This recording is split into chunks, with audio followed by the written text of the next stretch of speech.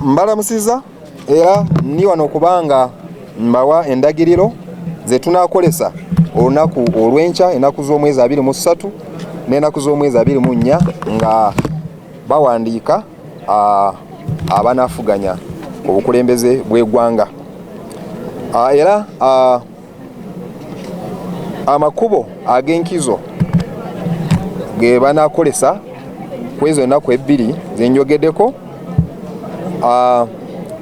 Okuva mu kibuga e Kampala bajja kukolesa ku luguudo olw'e Yusufu Lule bakonectinge ku bitaala eby'emulago gende mpaka ku City Mochare ku bitaala, okugenda mpaka ku bitaala eby'oku Kubiri bagende mpaka ku Tao ery'e Bwayise, bakwate ku luguudo olw'e ku Northern Bypass bagende ku Nkulungu ey'e Busega, bagende ku Tao ery'e Kajansi bakwate ku luguudo olukadde olw'Entebe, then bajja kubanga basalira ku mafuta aga Fuelex Elweza ku masanganzira ag'Ekigo okuconnectinga ku venue. Parking zaffe zinaabeera ba candidates si bonna bajja kubanga bapakinga munda ku venue wenyini, ate abantu abalala oba abagenyi abayitiddwa n'abalala abakozi aba EC abo bo bajja kubanga bapakinga ku kanisa ey'oku St. Joseph's Lweza. Zino ze nkyusakyusa ez'ebyentambula mu tawuni ey'Ekisubi. Ebyentambula bijja kukyusibwa okukwata ku ludda oba ku luguudo olw'Ennakawuka okutambula mpaka mu kibuga e Kampala. Kino kijja kubanga kiyamba okuggyako omugoteko ogunaabeera ku luguudo olw'Entebe olukadde. Ku Taawo ery'e Kajansi emmotoka zijja kukyusibwa zonna zidde ku luguudo olw'e Munyonyo Spa okuconnectinga mu kibuga e Kampala.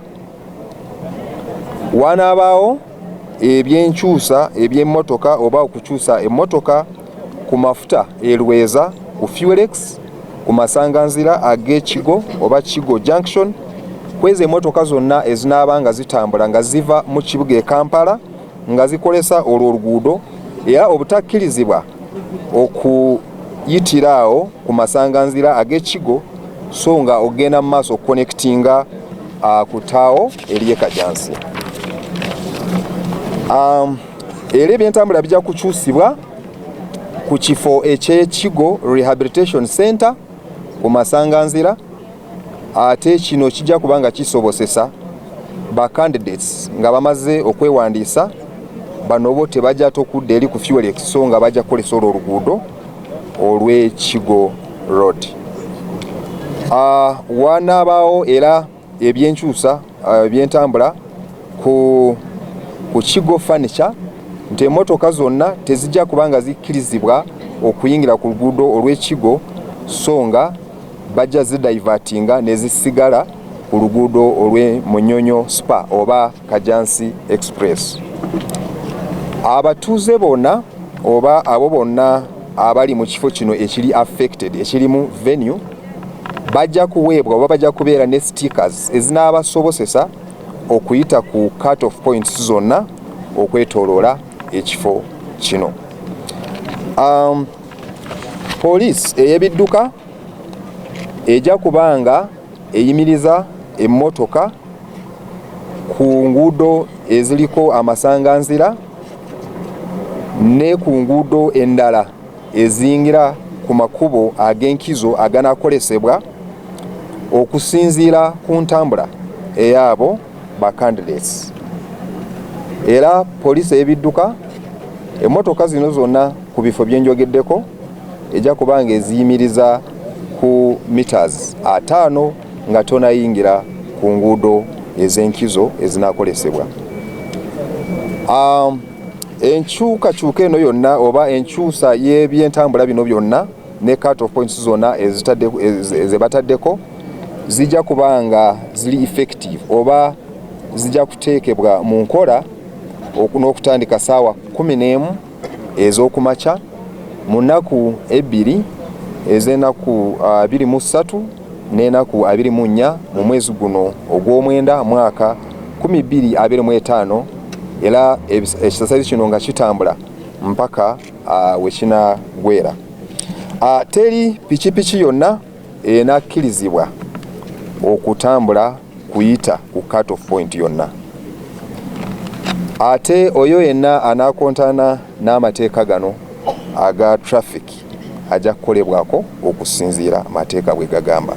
Tusaba abantu mwenna okugoberera endagiriro ez'aba poliisi ab'ebyentambula n'aba security bonna abanaabanga bali ku bifo ebyo nga balungamya ebyentambula.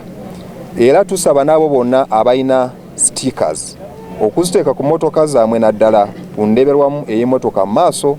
Kino kisobozesa aba byokwerinda okutegeera wa gy'olaga oba wa gye bakuteeka. Ate tusaba okubeera n'abampisa ennyo ate n'obugumiikiriza okulaba nti ekisasaizi kino kitambudde bulungi nnyo. Ekisemberayo ddala kikulu nnyo okuteekateeka engeddo zammwe okwewala okutaataaganyizibwa n'okukerebwa naddala abo oba abalina flights ku kisaawe. Mwebale nnyo, mwebalire ddala.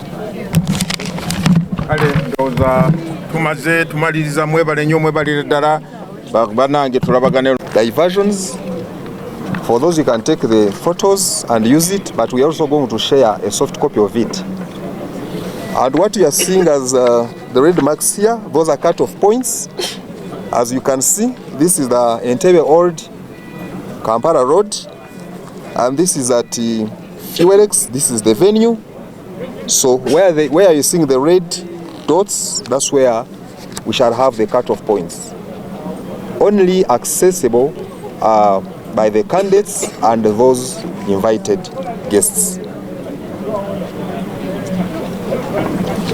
We shall provide it in a soft copy form for you to use it. Thank you. The chair.